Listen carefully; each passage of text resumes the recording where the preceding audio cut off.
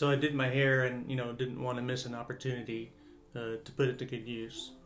So I thought I would talk about a little bit this question that I get asked from time to time.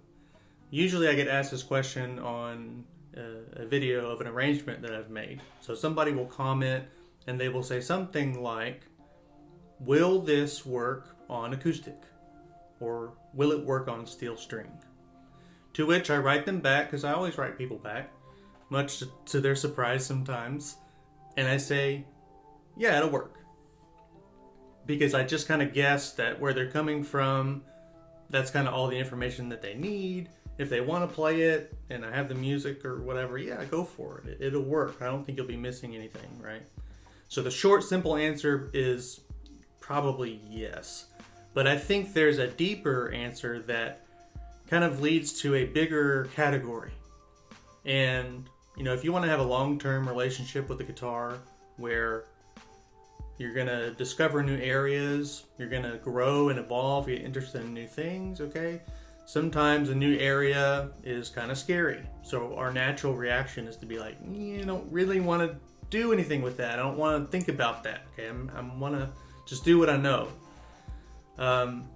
But if you can get comfortable in that new area, you'll be doing more than you've ever done before, and you'll probably really enjoy it, really appreciate it. You'll be glad you went through the time and effort, maybe the struggle to learn these new things. So sometimes a little nugget can get us interested, and it can kind of open the door to discovering a whole new set of stuff that we didn't even know existed. It can be really beneficial to us. Maybe it can change the way we do and think about everything. Okay, it happens. So the more complicated answer to this question is what I'm going to talk about here. And that complicated answer is probably not. Will an arrangement that I have made and played on classical nylon string guitar with classical technique that was designed to be played that way and was interpreted that way, will that work on steel string? No. I would say, the complicated answer is no. Probably not. Okay, so let me explain. You have to have reasons to do things. And one of the most important things for me is tone of voice. I never used to think about tone of voice. I thought when I move my hand, sound comes out. Of course I have tone of voice. But what is missing there is any type of thought, any type of desire, any type of showing what is important to you whatsoever. Well, maybe you are showing what's important to you, and you're showing that not a whole lot is. Okay? When I started to get interested in it, then it became all about crafting. And I realized something, because I was a musician for a long time before I started playing the classical guitar. I realized I had never found a tone of voice that really resonated with me because I would bounce around. Okay? Before I got into classical guitar, I frequently played a lot of different instruments. Played electric guitar, played steel string acoustic, I did singing, I played some drums. I actually played drums before I played any guitar. Played piano, keyboard, synth stuff, lots of different stuff. And that's all good and well. And for your purposes, that may be what you need to do, play all those things. And I took a lot of pride in the fact that, I can play a lot of different instruments, right? That must mean I'm a pretty good musician. Okay, I'm not so sure about that. When I got to classical guitar, it took me 4 to 5 years to actually really start to get interested in it. Before that, I just kind of thought, I'll just kind of dabble here. I'll use what I want, and then I'll take it and use it for my purposes, right?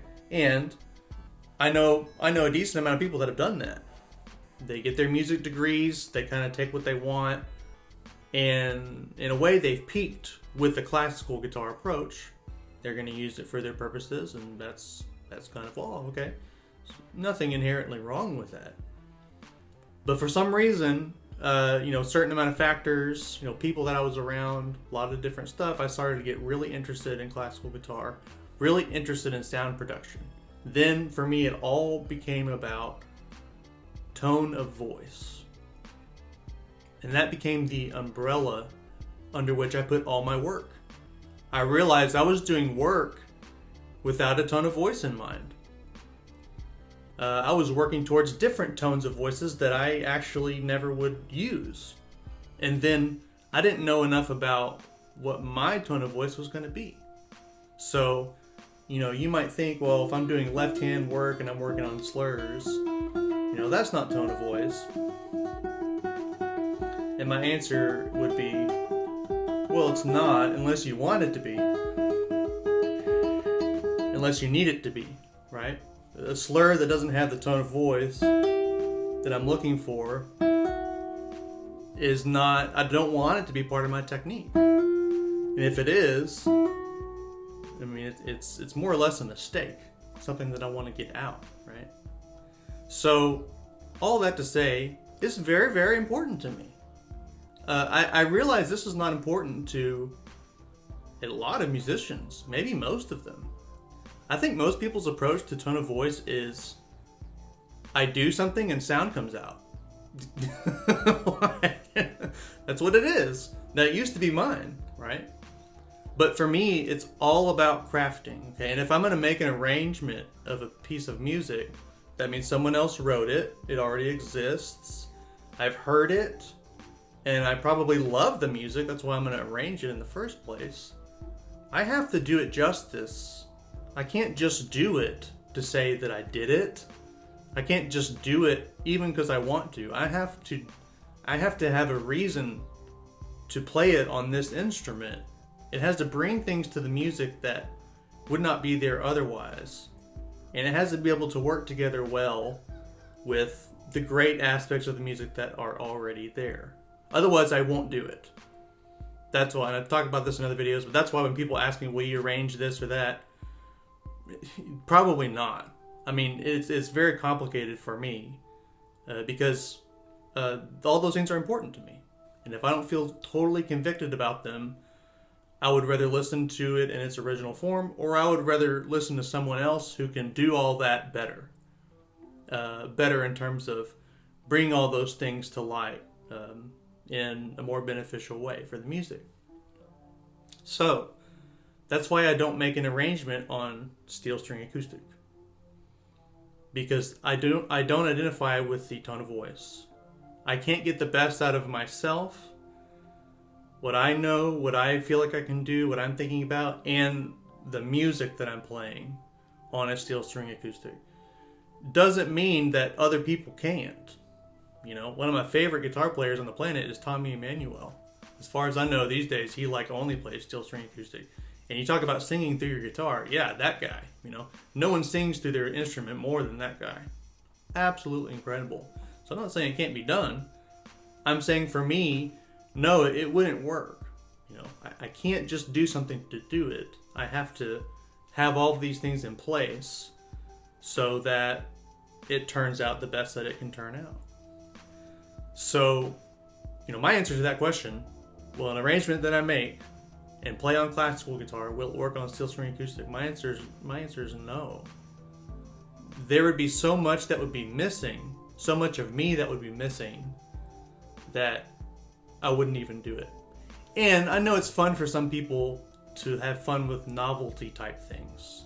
Like, okay, you're going to look at a video of Zakk Wylde playing a song on a Hello Kitty guitar, right? That's what I'm talking about. It's funny, okay? And that's fine. I'm getting old, and I don't think about that stuff near as much anymore. I think about more like, what's really important, I can laugh and have a joke, but the novelty stuff doesn't really hit me as much as it used to, right? For instance, I never clicked on that Zakk Wylde plays that Hello Kitty guitar video, I've just seen it. But I've never actually heard it, okay? It doesn't really interest me, but that's fine. I don't mind if it interests anybody else. Okay, now, what about you, though? That's my answer. But is your answer for sure going to be, well, it'll work on acoustic steel string? Maybe, maybe not, okay? If you've gotten this far in the video, I would say, maybe not. Maybe not if this, okay? If you hear me do an arrangement, or someone else do an arrangement of a song that you already know and like, and you hear it on nylon string, okay? But you already know the song, so you're online, you see video, homeboy plays this song that I already like on classical, and you click on it. If you think, oh, I like that, and I like the way it sounds on their guitar, right? Of course, I've talked about this in other videos. It's not so much the guitar, it's the player, but the guitar certainly does have a lot to do with it, okay? The things that you can sculpt and take advantage of. So if your impression is, well, I like the way they played on their guitar, then I would probably say, do it on a classical. Do it with classical technique. If you learn it on an acoustic steel string, you may learn all the notes. You may learn the chord shapes. I mean, it will work. But to me, the steel string acoustic and the classical nylon string, they're kind of like relatives. They're different instruments. They have a lot in common. Much more in common than like a guitar and an oboe. Okay? Yeah, a lot more in common than that. But they're still different. They're built differently. They do different things. They're meant to do different things. They're meant to take advantage of different areas, right? So if the thing that you appreciated the most was the tone of voice, then I think it would be in your best interest to do everything that you can do to replicate that. Because otherwise it will feel like something is missing. And why does it still not sound like this guy that played it? Because he's playing it on a different instrument. He's doing it with a different technique. That's why. And you may be one of these people that tone of voice is really important too. I think about every single note as an opportunity. It's kind of scary, but if you're not afraid of it, it's not a big deal. Every single note is an opportunity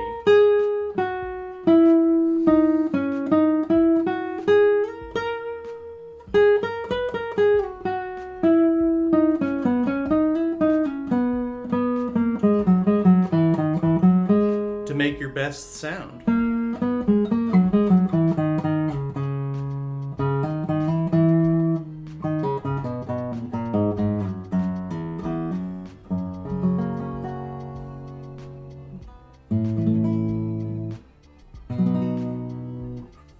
No matter what you're doing.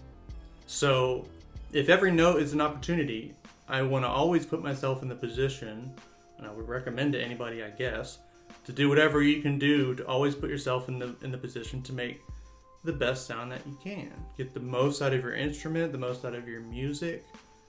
It's an opportunity to do that. Doesn't mean we're perfect, right? I might miss. Okay. I didn't mean to do, I did mean to do that, but I'll miss frequently, and I don't mean to. It's like, I fell off the tightrope. I'm walking the tightrope. All the notes are where they need to be. Whoop, not that one. Fell right off. That's human error. Okay, it happens. But you want to shoot for getting the most that you always can. And finding your tone of voice is really important. Even I think it even carries over to the type of guitar that you play. Like if you play classical guitars, they're braced differently. They sound differently. They ring differently. So even to me, some different builds are like different instruments. It's like you kind of got to have a different approach to take advantage of what's there.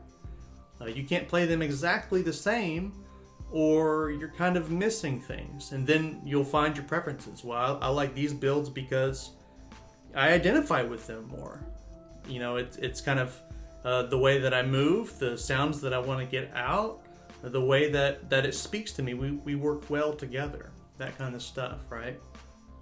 And I think some people are very blessed to make a fantastic tone of voice, and I wonder if they've ever even thought about it.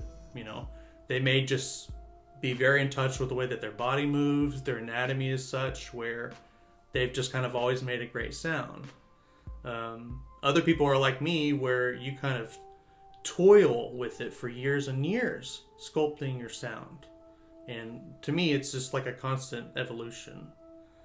I've learned a lot about sound production, but I'm not even close to, hitting a ceiling with it. It's something I'm always thinking about, changing, trying to improve, trying to get more out of. I just want to make the instrument sound better and better and better. But I think it's one of the best things that you can focus on. it's not for everybody. It's responsibility. It requires responsibility. Are you going to always take care of this? If you're going to play a line of music, are you going to make sure that every note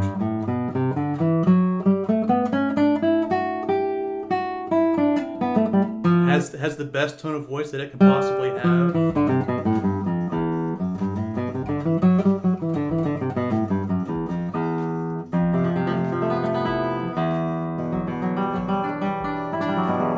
It's a lot of responsibility.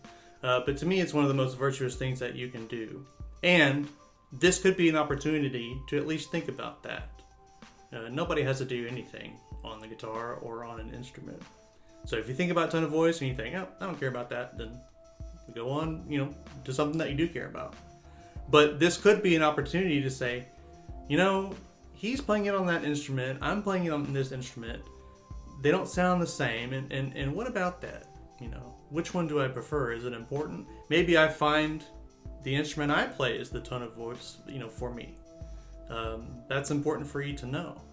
But it could be this little doorway that leads to this really big area that, if you have anything in common with me, that it could change the way that you do everything. It could even become the umbrella under which, all your work kind of fits into place.